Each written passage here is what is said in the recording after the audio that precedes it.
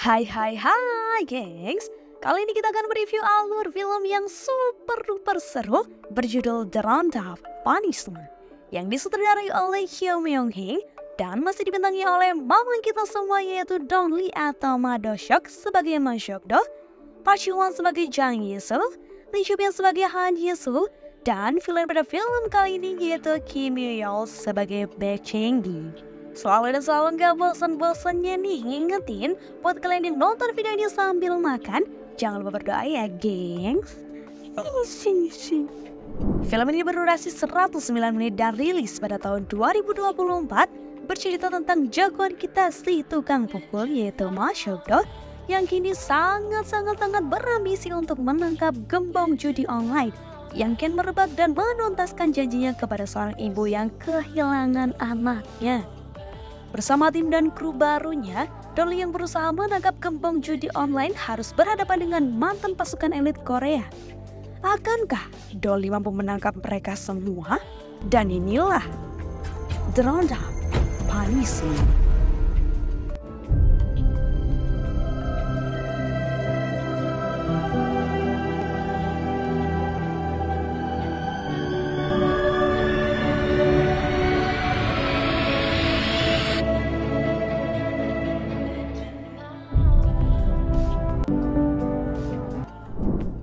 Film dibuka dengan memperlihatkan villain utama kita yaitu Baek Chang Gi, atau biar gampang kita sebut aja si Daplun.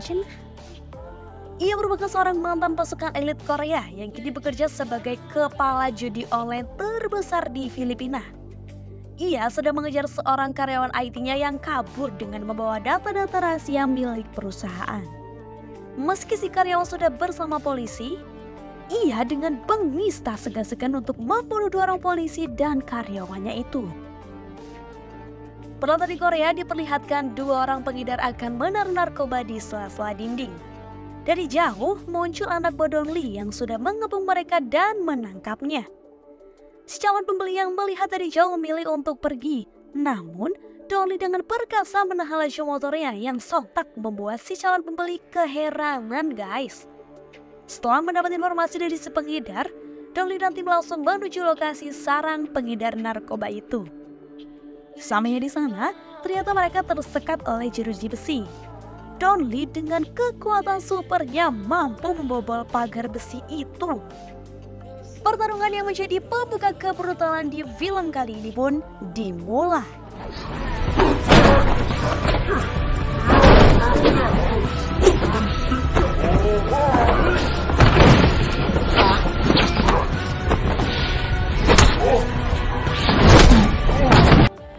Setelah berhasil meringkus semua pengedar, mereka mendapat informasi baru. Ternyata pengedar narkoba kini sudah menggunakan aplikasi guys. Modern sekali bukan? Setelah diselidiki, ternyata pengembang dari aplikasi itu bernama Jo Song Jae, orang yang dibunuh oleh si Daplun di awal film. Menurut anggotanya, dia diberitakan sudah tewas di Filipina. Setelah jasad Jo Song Jae diautopsi, dokter menjelaskan bahwa dia mendapat penyiksaan sebelum meninggal. Karena berat badannya terlihat menurun sangat drastis. Ia diperkirakan menjadi korban pelecehan jangka panjang. Biadab memang si Daplun itu. Di luar ruangan, ia bertemu dengan ibu si Jo Song Jae yang menangis atas kematian anaknya dan membuat Dong Lee sangat amat sedih. Di lain tempat diperlihatkan sebuah tempat judi online yang sangat besar dipimpin oleh si Daplun. Melihat keuntungan dari bisnis judul yang tidak bertambah membuat Daplun kesal karena si CEO-nya tidak menepati janji untuk menaikkan dividennya. Si anak pun memberitahu jika ada situs judul baru di daerah mereka. Daplun memerintahkan bersiap untuk segera membersihkan judul baru itu agar mereka bisa memonopoli semua judul online di negara itu. Sesampainya di sana, Daplun mendobrak pintu menggunakan alat berat yang membuat mereka semua bisa masuk dan membunuh semua penjaga di sana. Lalu mengambil harddisk berisi semua data pelanggan. Kemudian, si Daplun menelpon si Tablo jika ia telah membersihkan judul baru di Filipina. Mendengar hal itu, si Tablo berjanji akan menaikkan dividen sebesar 10% jika ia berhasil menambah 100.000 pelanggan ke dalam situs judul mereka. Di kantor kepolisian, Kapten Kim memperkenalkan dua anggota baru mereka dari divisi cyber, yaitu si Atun dan si Andi. Mereka akan membantu memecahkan kasus judul yang sedang ditangani. Penyelidikan pun langsung dimulai. Tak selang lama, si Atun berhasil menemukan situs judul bernama Emperor Casino. Mereka terkendala oleh biaya deposit awal yang sangat besar hanya untuk mendaftar di situs tersebut. Mendengar keluhan itu, Dolly langsung mengajak si ketua untuk mencari pendanaan. Si Atun yang tak pernah bertugas ke lapangan pun meminta untuk ikut karena ia sangat penasaran. Dolly kemudian menemui dua kelompok gangster yang sedang ribut. Di sana, Dolly memaksa mereka berdamai dan meminta biaya perdamaian mereka yang akan ia gunakan sebagai biaya deposit penyelidikan judul mereka. Di Filipina, Daplun menemui si Arifin. Dia adalah pemegang salah satu usaha eksportir pakaian milik si Tablo yang digunakan sebagai kedok untuk melakukan pencucian uang dari hasil judul mereka. Si Arifin menyampaikan jika si Tablo mengirim lebih banyak barang karena ia membutuhkan banyak dana untuk usaha lainnya di Korea. Si Daplun yang kesal karena dividennya tidak dinaikkan sementara ia harus bekerja keras banting tulang dengan mengedarkan barang yang lebih banyak. Akhirnya ia langsung menelpon si Tablo. Tak mendapatkan respon baik, si Daplun mengajak asistennya untuk pergi menuju Korea menemui si Tablo secara langsung. Tablo yang habis berkunjung di kediaman Ketua Kwon atau kita panggil saja Paogah menyampaikan bahwa ia akan melakukan sedikit perubahan karyawan karena melihat kelakuan si Daplun yang kini berani menentangnya. Dolly yang sedang makan bersama diberi informasi mengenai seseorang yang sangat berpengalaman di dunia judol. Ternyata orang itu adalah Jang Yisu, teman lama Dolly yang kini sudah sukses dengan bisnisnya. Ia bersama pacarnya sedang mengunjungi bisnis arcade-nya. Di sana, ia ditemui oleh Dolly yang langsung mengajaknya untuk ikut dengannya. Selamanya di kantor, Jang Yisu menjelaskan jika banyak perusahaan judol yang mempekerjakan orang secara ilegal dan mereka bekerja dengan cara monopoli. Banyak sekali platform namun masih satu perusahaan. Hal itu disampaikan karena bisnis judi online miliknya yang baru berjalan sekitar 3 hari langsung didatangi dan diobrak-abrik sampai hancur oleh sekelompok orang yang diduga sebagai suruhan bandar judol lain di sekitar situ.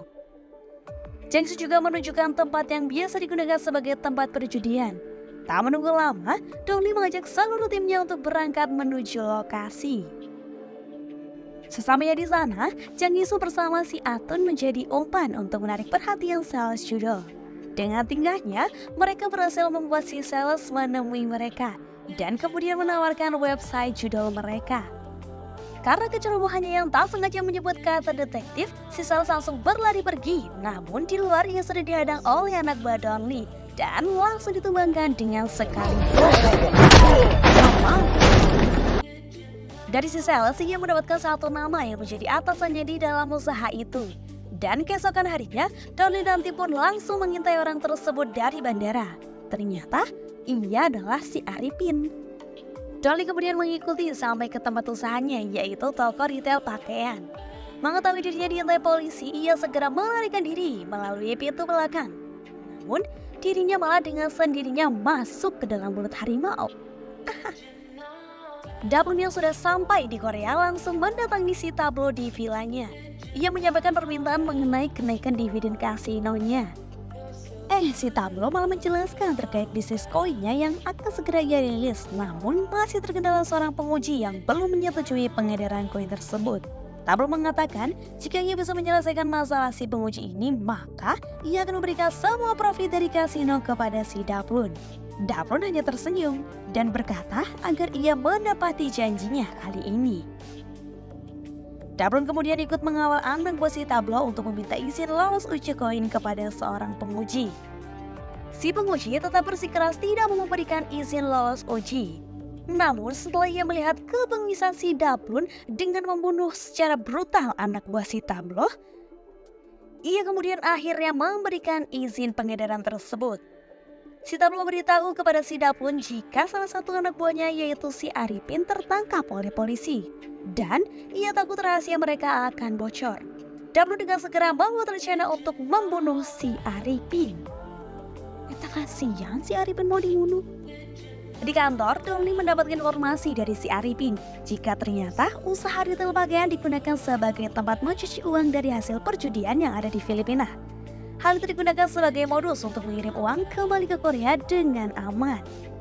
Keesokan harinya, terlihat si Daplun dengan asistennya menuju kantor kepolisian. Tiba-tiba, kantor diserbu oleh mama-mama ojol yang mengantar pesanan yang seketika membuat keributan dan memecah fokus para polisi di sana. Ide yang cukup brilian guys, kalau kita mau ngisengin para sapol di Konoha tercinta kita. Situasi itu dimanfaatkan oleh si Daplun untuk masuk dan mencari si Arifin. Tanpa banyak basa-basi, si Daplun langsung menghabisinya lalu pergi tanpa diketahui oleh siapapun.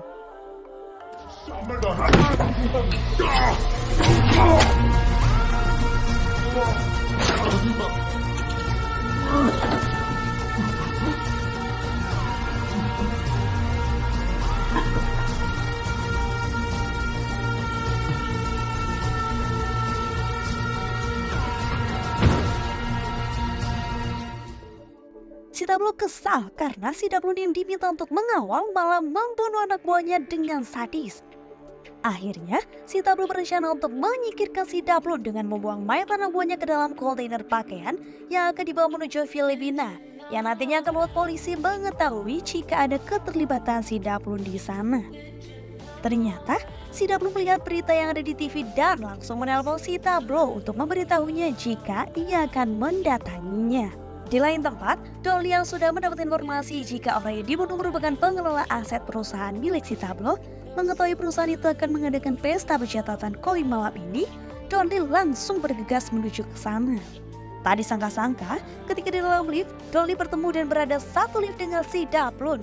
Merasakan aura seorang pembunuh, Donly langsung menaruh curiga dan mengikuti si Daplun ke dalam toilet. Dan perkelahian awal antar Donly dengan si Daplun pun dimulai.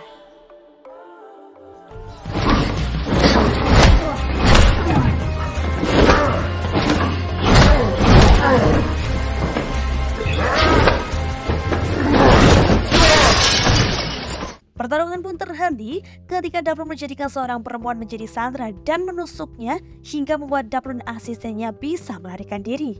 Salah satu anak buah si Daplun yang tertinggal dibawa ke kantor dan segera diinterogasi. Sama seperti penjahat kebanyakan, mulutnya yang berat untuk bicara dibuat ringan oleh Donly dengan memberikannya shock terapi. Keesokan paginya, Donly mendapatkan informasi dari anak buahnya mengenai si Daplun dan asistennya. Dia adalah seorang mantan tentara elit Korea yang banyak membunuh warga sipil dan tentara yang membuatnya terusir dari Korea. Dan itu bertepatan dengan berdirinya Emperor Casino. Dari informasi-informasi yang berhasil mereka kumpulkan, akhirnya mereka mengetahui benang merah permasalahan yang kini terbongkar satu persatu. Dan itu berhubungan langsung dengan si Daplun. Wakil ketua komisaris memanggil Donly dan si kapten. Di sana mereka dipaksa untuk berhenti menyelidiki kasus itu karena dampaknya terlalu besar. Hal itu membuat Donly sangat kecewa. Malam harinya, ketika berkeliling, Donly menemukan beberapa gangster tengah membuat onar di sebuah kedai. Menjadi semakin emosi, Donly langsung melampiaskan kemarahannya kepada mereka yang nyaris meninggal karena mendapatkan hantaman full power guys dari Donly. Sesampainya di kantor, Donly duduk di mejanya dan teringat dengan ucapan Chang Isu tentang monopoli judi online yang terjadi di Filipina. Seketika, Donly mendapatkan ide untuk menangkap mereka semua dalam satu hari. Si Daplun dibuat risau karena namanya kini menjadi incaran polisi. Tiba-tiba, ia didatangi oleh Pak Ogah dan pasukannya yang diutus oleh si Daplun untuk menyingkirkan si Daplun. Pertarungan sengit antara si Daplun dan asistennya melawan Pak Ogah dan pasukannya pun terjadi.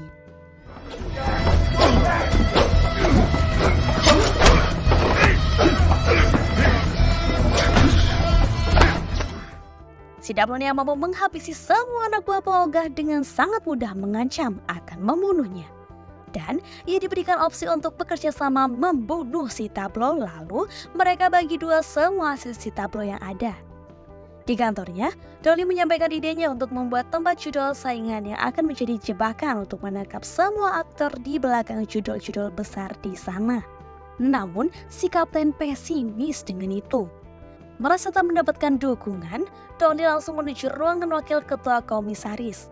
Mendengar jumlah penjahat yang akan ditangkap sebanyak 3 digit, membuat Donnie diizinkan untuk melanjutkan misinya.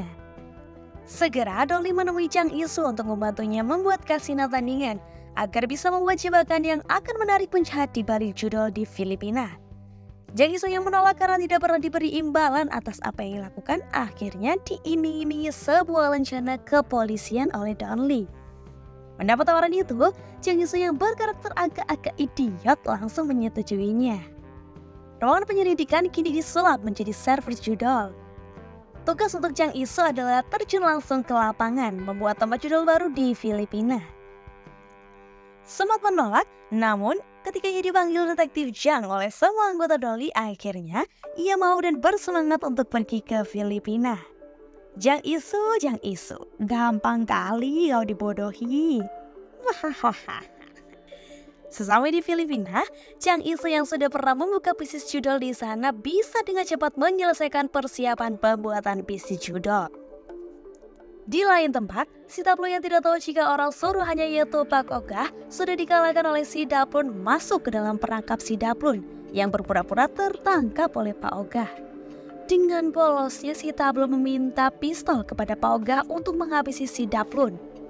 Setelah bertemu dengan si Daplun, dia yang berwatak arogan langsung ditusuk karena pistol yang diberikan oleh Pak Ogah ternyata kosong.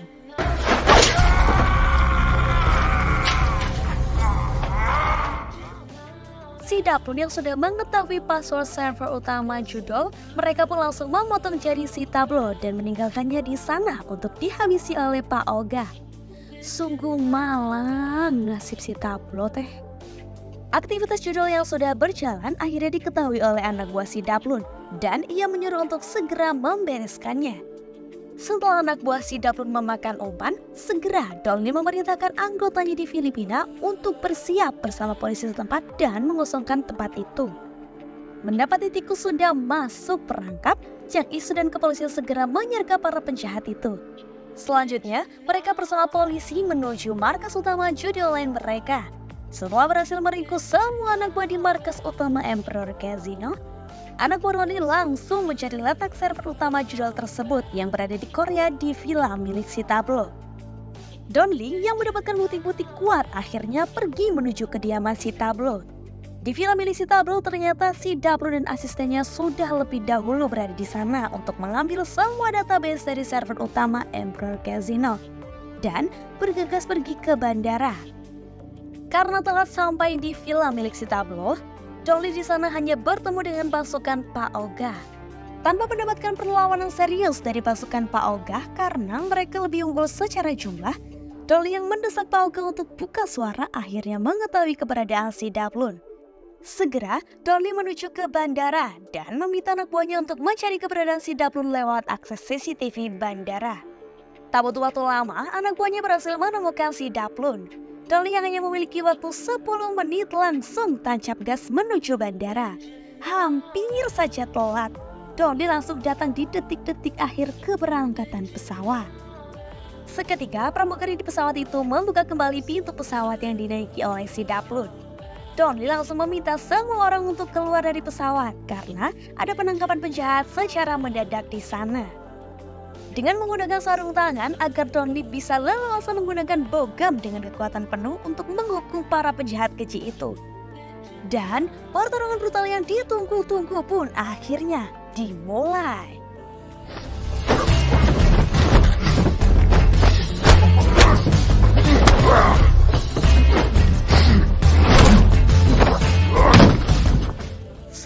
Selalu film diakhiri dengan Donnie yang meninggalkan TKP dengan segala kerusakan akibat kebrutalannya melawan para penjahat biadab. Dan semua itu harus ditanggung oleh kaptennya yang selalu juga datang ketika masalah udah beres. Donnie beserta anggotanya pergi ke makam si ibu dan anaknya untuk menyampaikan janji yang sudah ia tepati, yaitu menangkap dan menghukum pembunuh anaknya. Sungguh film yang sangat epik. Pendekatan emosionalnya dapet banget guys. Parah sih ini film. Kesimpulan dari video ini adalah Janji yang kita ucapkan harus kita tepati, meski orang yang kita janjikan sudah mati. Film keempat ini menutup seri The Roundup. Akankah ada kelanjutan seri The Roundup lainnya? So, kita tunggu aja ya gengs. Terima kasih untuk kalian yang sudah menonton film ini sampai akhir. Lihat keseruan film-film Momong Dolly di video selanjutnya ya. Jangan lupa support channel ini terus ya gengs. So, stay tuned and subscribe.